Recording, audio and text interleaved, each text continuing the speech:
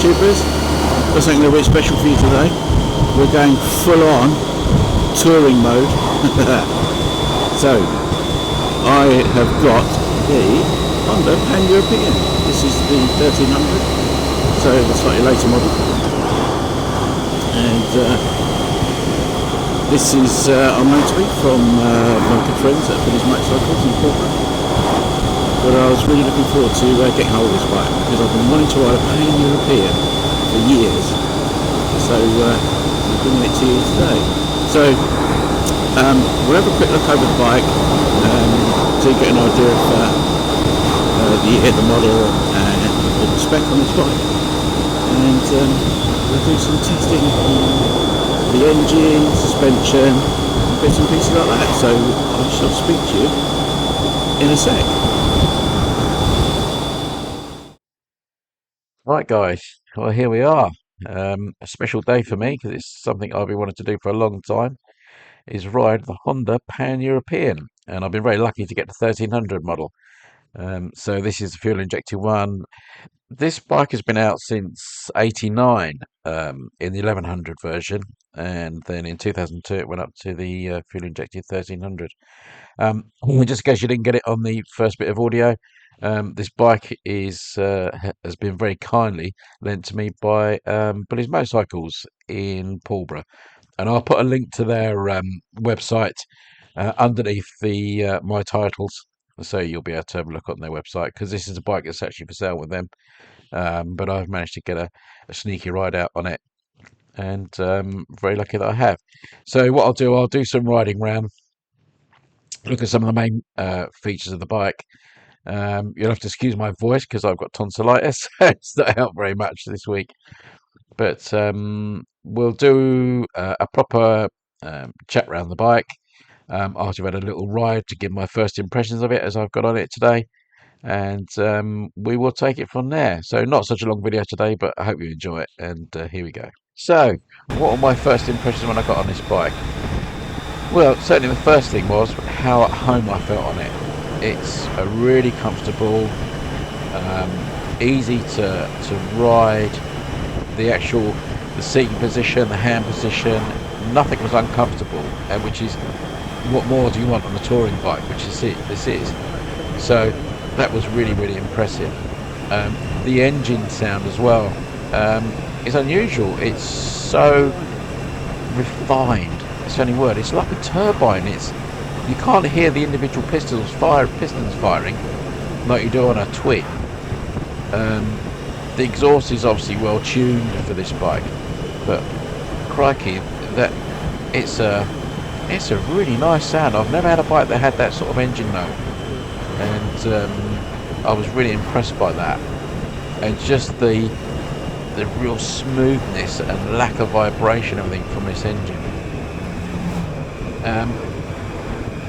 There was no downside to this initially. I was really quite surprised.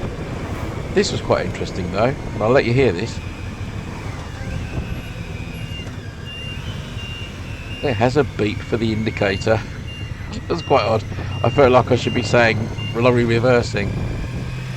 Anyway, they were my first impressions. Superb. But I think what we'll do, we'll have a bit more detailed walk round, and then we'll go back and forth a little bit and through the middle like I normally do. So let's have a little bit of a walk around the bike and look at the things in more detail. So this is a 2005 model in the white, so it's the ST13, so that is the fuel injected version, the V4.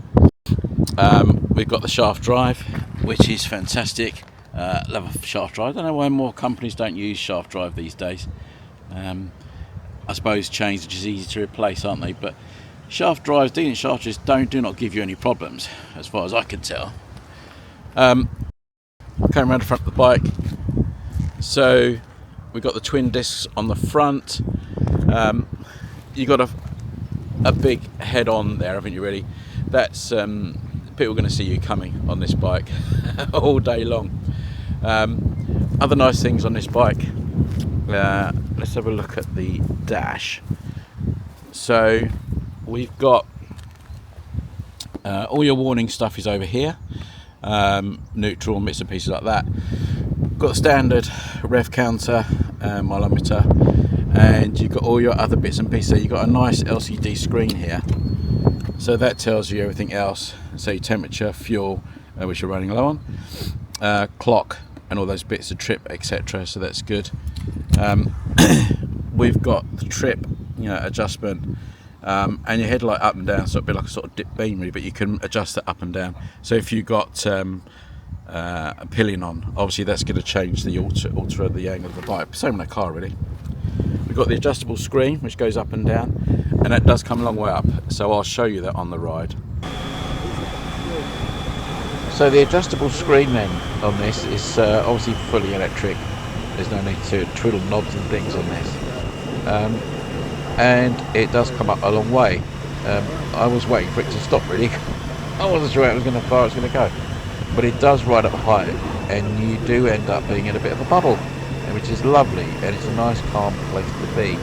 One thing I did notice though is that it started to get air on my back, because it was starting to get cold, and I think that was from turbulence from the screen. That was a bit odd. Might have been the only one. Maybe it's just the lid I was wearing. The other thing you have to be careful with screens, if they get dirty and it's hard to see through, but this is a really nice screen. It works really well. Also got heated grips, yay, which is nice on here. A little bit of toolkit there, bits and pieces, and the lockable panniers which we've got. So there's no rear box on here, but this has got a lot of room. This bike, very similar to my NC. I think my NC's actually got a bit more room than this. But as you can see, as a 2005 model, this is actually really, really clean. So I think we'll get out on the road and check that suspension, because that's the key part for this bike, isn't it? It's got to be the suspension. So suspension, which for me is it's the make or break for a bike like this. If I'm going to do touring on it, I want the suspension to be really compliant, comfy, not bouncy, not hard. It's got to be 3 bears in it. It's got to be just right. And I have to say that the suspension on this is really good. I know it's a heavy bike, and that does help suspension like this if it's well set up. But it is adjustable for preload and damping. Nice large damping knob on the side below the seat, so that makes life easy. So you can adjust it off if you've got pillion on and you're carrying a lot of luggage. So that's really good. The roads, as you know, I use these roads quite a bit for my testing, and they are shocking, to say the least. But this bike handled all of that, and this is probably the best ride I've had on any bike that I've ridden. You never felt out of control on any of the bends. These roads are really greasy today, and you may see that we've had such terrible weather, the rain. There was also diesel on these roads today, and I was thankful that going through this little village here was great. I should think the residents of this village are absolutely fed up with this road. It's absolutely shocking. But the bike soaked it all up. There was no bouncing around. The damping was really good, and that's nice. You do get a little bit of shocking when you on the cameras, but that's not felt through the actual ride at all. Seat's really good on this bike, very comfy. And one thing I noticed on this bike was in the white, it looks incredibly modern. You wouldn't think this was 20 years old, this bike, at all. And I think if you put a more up-to-date seat on it, with the sort of textured ones that you get on the NC and stuff, you wouldn't know how old this bike was. You might say it was 5 years old, maybe, certainly not 20 years old. And that's the joy of some of these bikes. They're a bit timeless.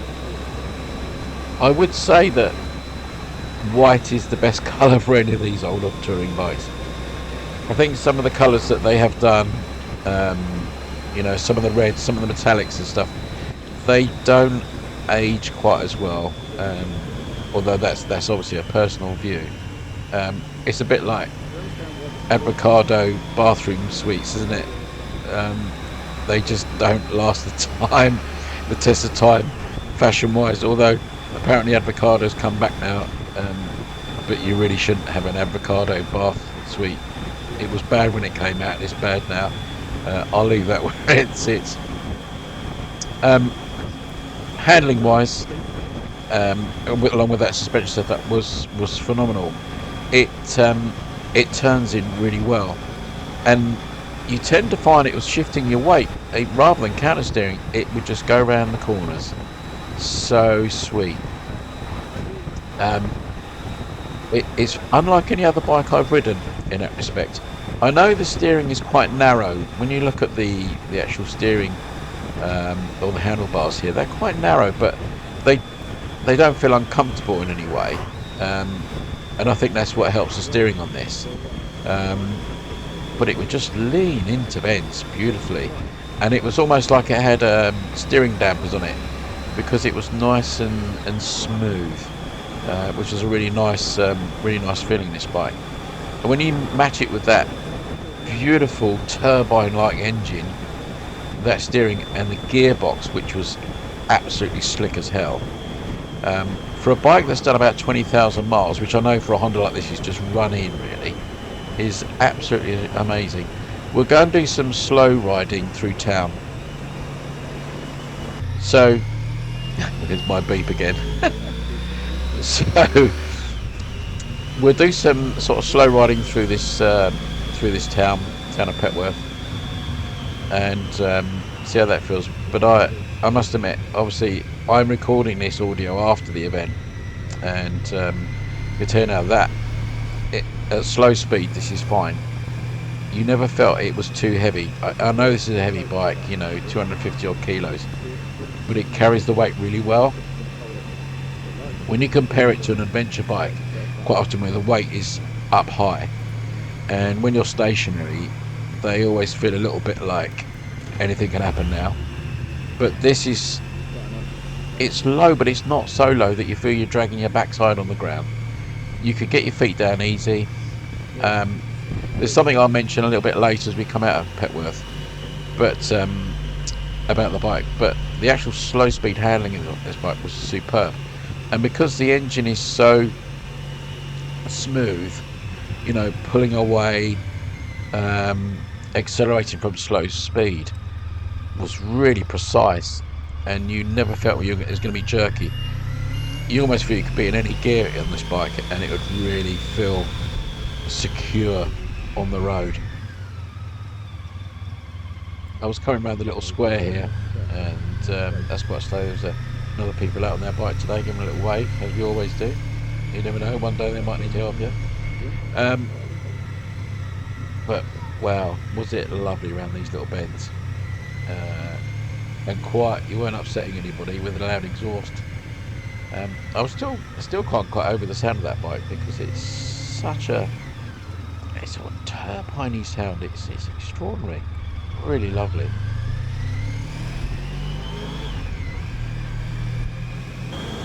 Something I did want to mention on this bike: the wind protection is great for the whole body, but these, I don't know, call them buttresses or something on the side. I did find that my shins would hit those. If I wasn't careful putting my feet down. Now I have a bit of an issue with my right, my right shin. I had an accident many years ago, so sort of the inside of my shin is quite tender, and I can imagine if I had to really lash out with my leg, I could clonk that quite hard. So that's not really a gripe about the bike, it's just an observation really. So I'll get the bike back, and I'll do a round-up chat on what are my thoughts about the bike and what I've enjoyed about it today, and I will see you back at the church. So my final thoughts on the Pan European. They say never meet your heroes, but this is the exception. This was a superb bike, which I thought it would be, and if you've got one, you're very lucky. Trying to track down a good second-hand one now is getting a little bit more difficult, but they are incredible bits of kit. So I shall ride back and drop the bike back up to Billy's. Don't forget, I'll leave the link to their site. But thanks for watching. Hope you enjoyed this short trip on a Pan European, and I will see you in the next video. Take care.